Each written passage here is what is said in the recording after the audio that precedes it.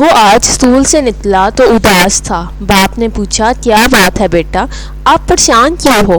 بیٹے نے جواب دیا، بابا آج میرے ایک کلاس فیلو کا نیا بیٹ ٹوٹ گیا ہے۔ باپ نے پوچھا، تو اس میں آپ کیوں پریشان ہو؟ کون سا آپ کا بیٹ ٹوٹا ہے؟ اس نے اپنے باپ سے سوال کیا۔ بابا اگر میرا نیا بیٹ ٹوٹ جاتا تو آپ مجھے کیا کہتے؟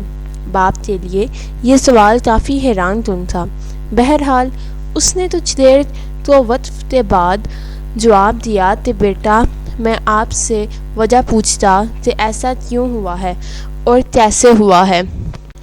بیٹے نے پھر پوچھا، نہیں بابا آپ نے مجھے غصے ہونا تھا۔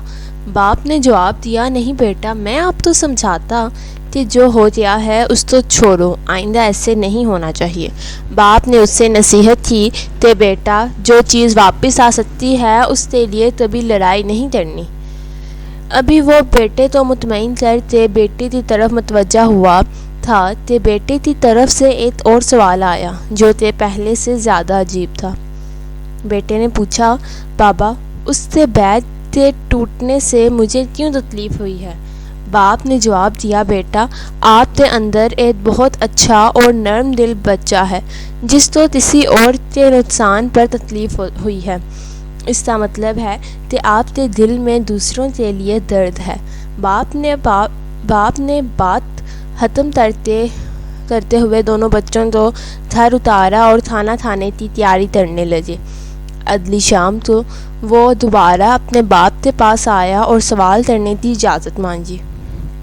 اجازت ملنے پر پوچھا، بابا آپ کہتے ہیں کہ ساری چیزیں، سارے بندے اور ساری دنیا اللہ پاک نے بنائی ہے، تو مجھے یہ سمجھ نہیں آتا کہ اللہ پاک کو کس نے بنایا ہے؟ اپنی حیرانگی پر غیر محسوس طریقے سے قابو پاتے ہوئے باپ نے جواب دیا، بیٹا اللہ پاک کو کسی نے نہیں بنایا، وہ شروع سے لے کر آخر تک موجود ہے۔ دنیا ختم ہو جائے تب بھی وہ موجود ہے۔ شاید اسے بات پوری طرح سمجھ نہیں آئی تھی، اس لیے فوراً بولا، اچھا یہ بتائیں اللہ پاک سے پہلے کون تھا؟ اس سے پہلے کہ ہفتی کے تاثرات نمایاں ہوتے اور باپ بچے تو ڈانٹ دیتا، باپ نے بڑے اطمینان سے کہا، 10 سے الٹی گنتی گنو۔ اس نے الٹی گنتی شروع کر دی اور 0 پر پہنچ کر رک گیا۔ باپ نے فوراً سوال کیا، بیٹا 0 پر رک کیوں گئے ہو؟ اس سے پیچھے کیا ہے؟ بیٹا بولا، بابا اس سے پیچھے تو کچھ نہیں ہے۔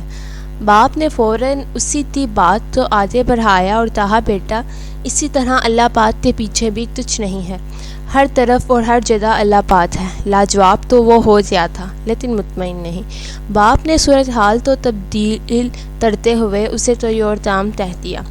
اس بچے کا پورا نام محمد عبداللہ کاشف ہے اور وہ مصنف کا بیٹا ہے۔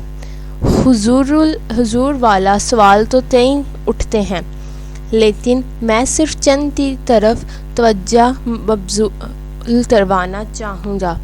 کیا ہم اپنی رتی ہوئی سوچ کے ساتھ آج کل کے بچوں کی تربیت کر سکتے ہیں؟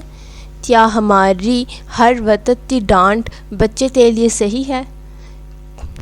کیا ہمارے پاس بچوں کے سوالات کے جوابات ہیں؟